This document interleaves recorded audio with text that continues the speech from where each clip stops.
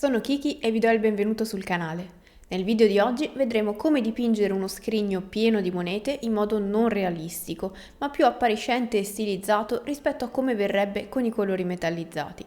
È un metodo molto semplice ma scenografico, quindi cominciamo subito. Da una base marrone scuro, ottenuta con marrone e nero, andiamo a schiarire appena le zone di legno, ignorando per ora le parti metalliche e il contenuto. Così facendo avremo una base piena e coprente su cui fare il passaggio successivo. Al colore appena usato uniamo una punta di avorio che mischiamo sempre con un pennello vecchio e raccogliendo poi il colore con un pennello più sottile andiamo a creare sottili venature sullo scrigno, seguendo in questo caso il verso già segnato nel modello. Basterà stare leggeri con la punta e togliere sempre l'eccesso sulle setole per creare linee molto precise. Per integrarle poi meglio con il fondo di legno utilizziamo il marrone di prima o uno appena più rossastro come nel mio caso, ma con la consistenza leggera del glaze. Così facendo, passando solo su alcune zone del legno, si creerà un effetto più verosimile e meno regolare che apparirebbe davvero troppo finto. Le parti in legno sono già fatte, velocissime, e possiamo quindi passare al metallo. Dato che useremo colori chiari, meglio spianarci la strada stendendo prima colori intermedi, come questo marrone aranciato, con il quale creiamo una base omogenea e coprente su tutti i profili metallici. Per facilitarne la stesura e renderlo più coprente, possiamo sempre irrobustirlo con una punta del marrone usato prima.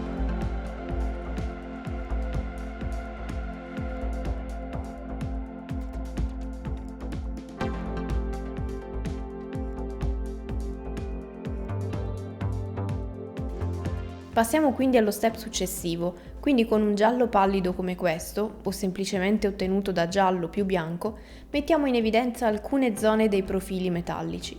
In questo caso non ricerchiamo un effetto realistico, quindi possiamo semplicemente sbizzarrirci creando una buona alternanza di luci e ombre. Se nella parte sopra abbiamo colorato il lato destro, allora sotto faremo il sinistro e così via. Puntiamo sempre ad un contrasto importante, che per forza di cose ci farà ottenere il risultato voluto. Tempo fa ho realizzato un video più specifico sul metallo non metallo dorato, che vi lascio qui sotto in descrizione. Se necessario, ripassiamo anche con una seconda passata queste parti chiare, purché il risultato sia davvero pieno e coprente. Una volta soddisfatti dei piazzamenti, aggiungiamo al giallo una punta di marrone aranciato usato prima, giusto per creare un tono intermedio che ci permette di coprire gli stacchi. Ammorbidiamo i passaggi tra il colore precedente e il giallo pallido, rendendo liscia e gradevole la transizione.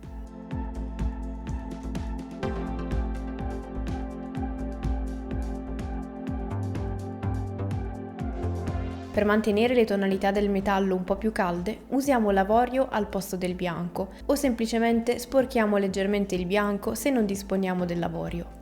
Mettendo in evidenza i piccoli chiodi e la sezione più interna di ognuno di quelle gialle, concentriamo la luce in molti punti, così che il risultato finale sia luminoso.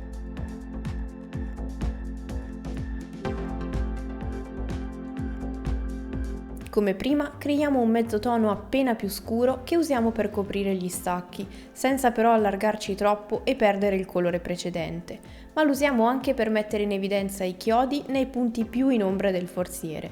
La differenza sarà minima, ma sarà quel tanto che basta per rendere il tutto un pochino più credibile. Le parti esterne metalliche sono finite, ma ora manca il ricco contenuto di tesori e monete.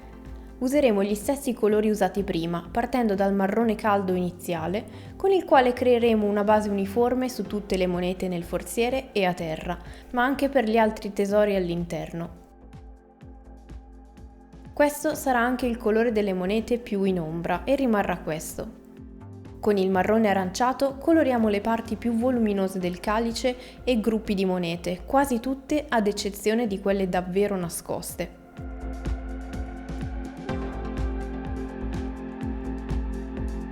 Possiamo anche lavorare con precisione e lasciare tra una moneta e l'altra una linea sottile di colore di ombra, in modo che risultino più staccate tra loro.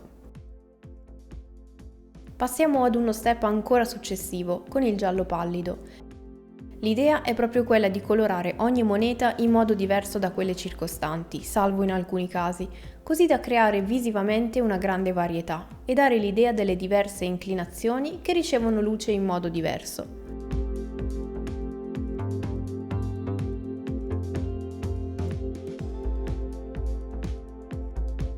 Le gemme per ora le ho lasciate scure, ma ora è il momento di occuparsene.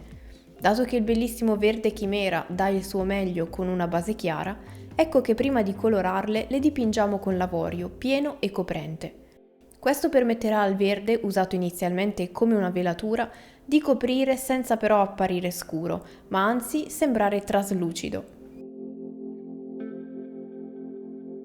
Creiamo poi due tonalità, una ottenuta dall'aggiunta dell'avorio e una lasciando il verde puro, che useremo sulle gemme per creare ombre e luci. Scegliamo per ogni smeraldo una sezione di luce e una da lasciare in ombra, come se la luce passasse attraverso la superficie traslucida, e dopo averlo fatto sfumiamo appena lo stacco. Per quanto riguarda i lati che circondano il centro delle gemme, meglio colorarli sempre alternando i colori accostati, chiaro vicino all'oscuro e viceversa. Con l'avorio e il pennello sottile segniamo in modo preciso i profili e creiamo qualche riflesso stilizzato in diagonale.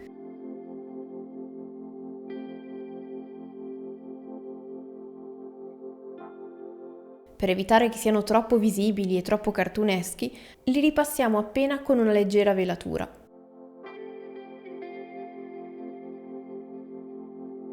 La collana di perle qui è davvero iper stilizzata, con semplici ombre scure nei recessi, grigio intermedio nelle transizioni e avorio nelle luci.